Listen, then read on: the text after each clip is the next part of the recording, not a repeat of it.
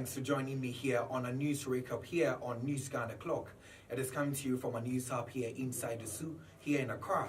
My name is Kweku Ediama Ansa. Let's take a look at stories that are making headlines. President Nana Addo Akufo-Addo promises to eradicate illegal mining in the country. Also, Greater Accra NADMO donates to Adenta municipality. Now, in business, street traders at Medina raise concerns over alleged bribery and corruption. Now, in sports, Egypt and Morocco bow out from the ongoing World Cup tournament. We have these and many other stories, including entertainment and international news, all coming up in the next few minutes. Please do stay.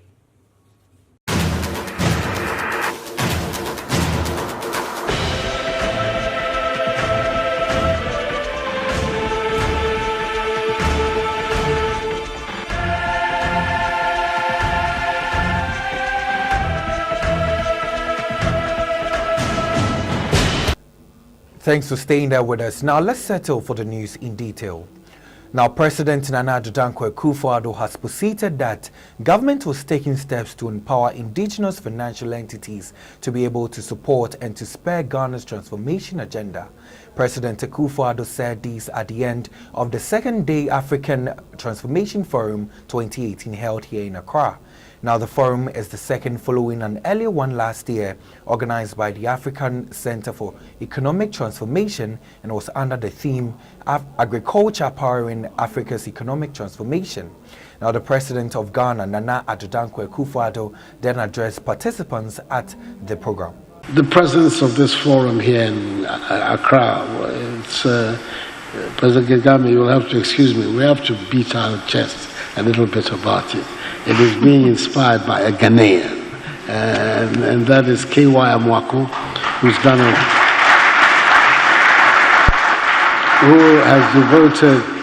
has devoted his entire career to this theme of transformation of our continent.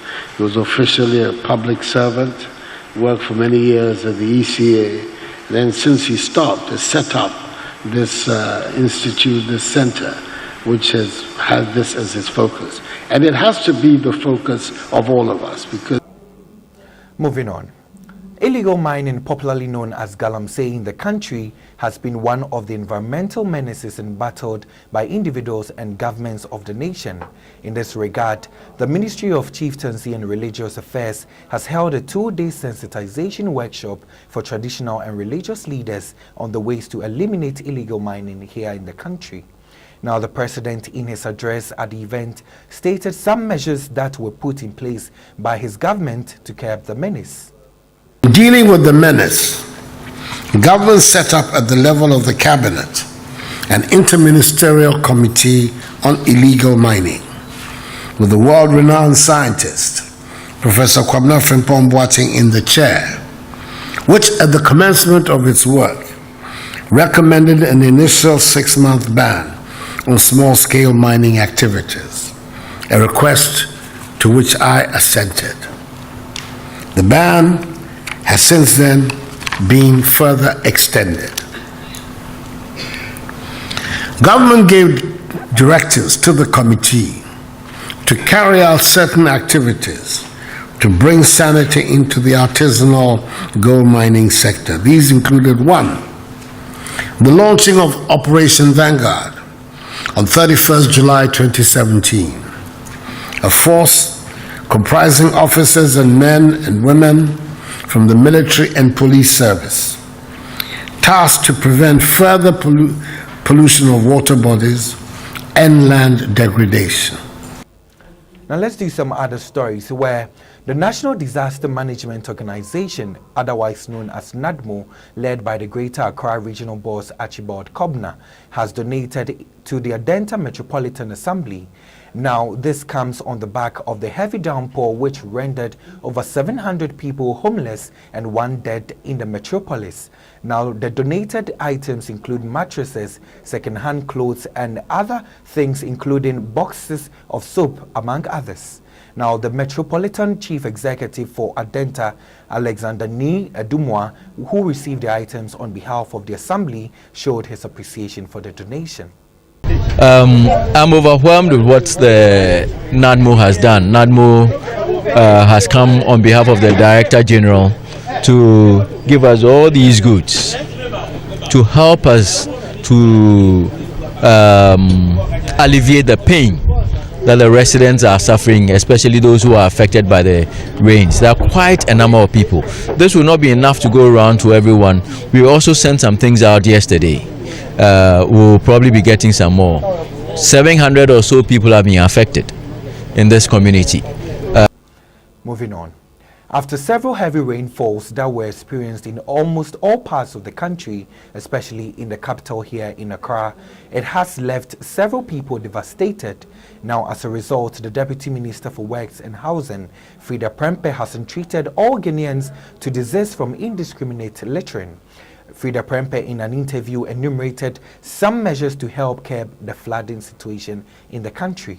To educate ourselves, I believe education is the starting point. If right from primary through basic school, through JHS to senior high school, through tertiary, we all admit and accept the fact that it's not good to litter indiscriminately. We'll be doing ourselves a very good service than waiting for government to come and silt gutters or dredge our drains. So we all have to educate ourselves. Secondly, we have to enforce our bylaws. There are already existing bylaws in our assemblies. We have to make sure our bylaws are enforced. You cannot litter about in any part of the world, apart from Africa and Ghana.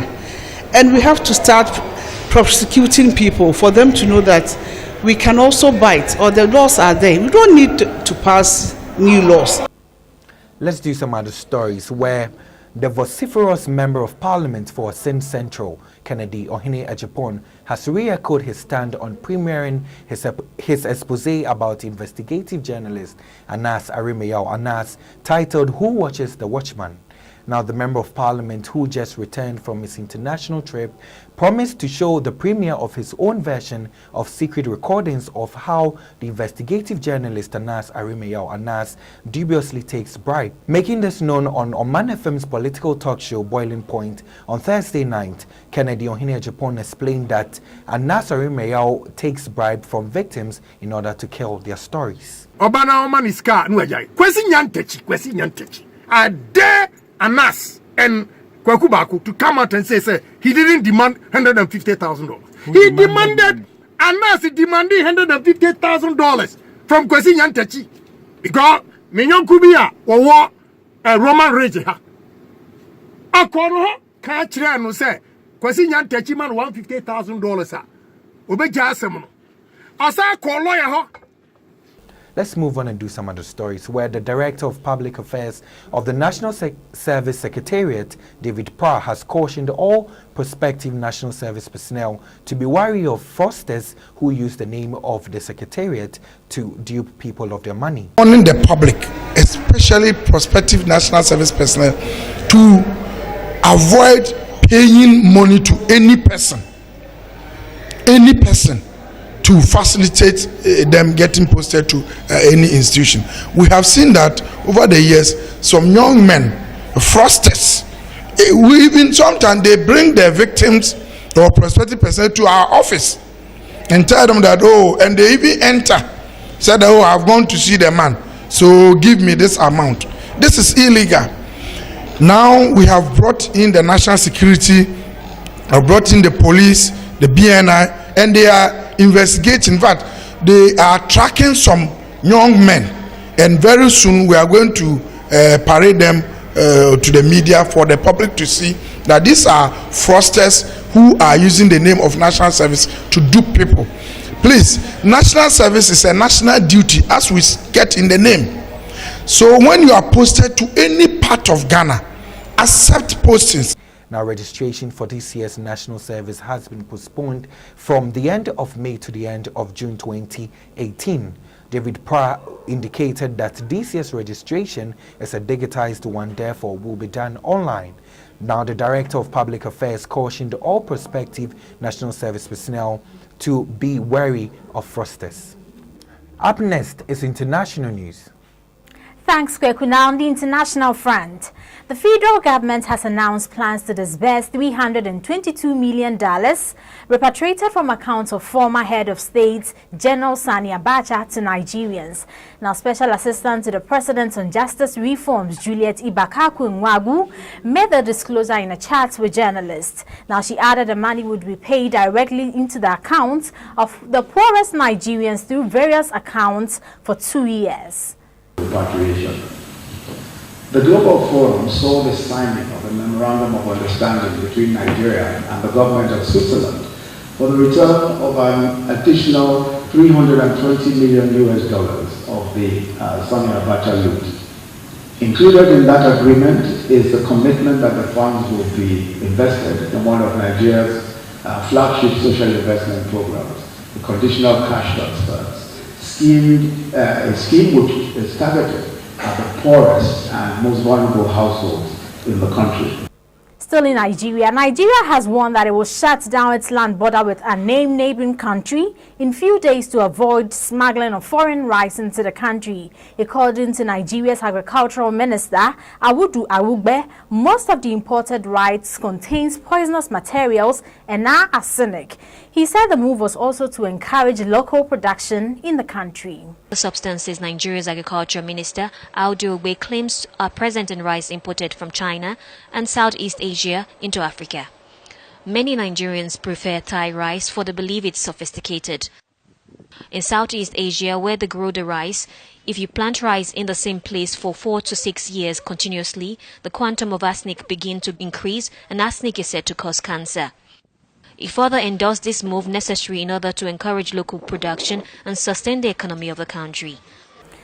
Now, in other news, U.S. President Donald Trump has reversed his policy to separate children from their parents while they are jailed and prosecuted for illegal immigration into the U.S. We have only two policy options to respond to this massive crisis. We can either release all illegal immigrant families and minors who show up at the border from Central America, or we can arrest the adults for the federal crime of illegal entry. Mr. Trump reversed his own policy as a result of international criticism of his separation policy. Now, that's all we have for you in the international news segment. Over to you, Kweku. Now, let's move away and do some business stories where the Ghana National Gas Company says it saves the national purse $20 million annually ever since Ghanaian engineers took over the operations of the company at the gas processing plant at Atoabo in the Western region. Now, the company said the saved amount would have been used for the payment of salaries and other benefits of foreign engineers if Ghanaian engineers had not taken over. The Ghana National Gas Company's processing plant at Atoabo started commercial production in the first quarter of 2015 under the management of the Chinese partners Sinopec. Now, it had an initial workforce of 110 engineers, which has been reduced drastically to 52 people. Let's move on. And several traders on the streets of Medina who were promised a new site behind the Ken City building at the Medina Zongo Junction in Accra have raised concerns on alleged bribery and corruption. It can be recalled that recently traders who sell on the streets of Medina were asked to relocate to a new site, but the demarcation of the site has become a problem.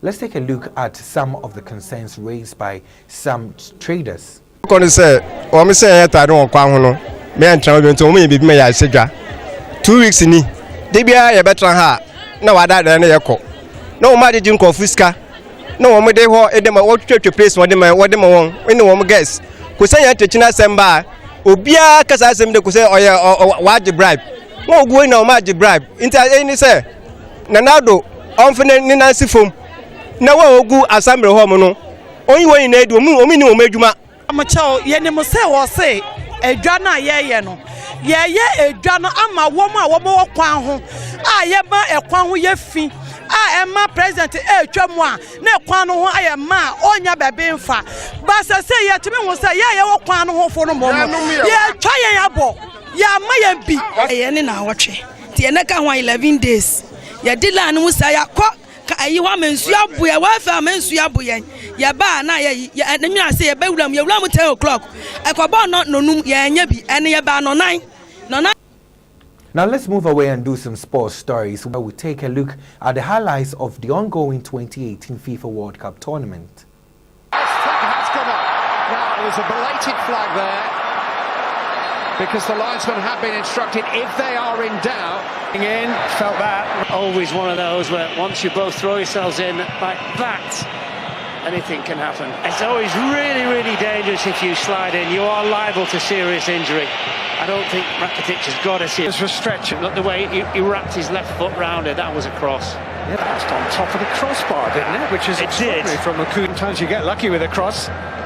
Driving, still Aguero. Got the corner though.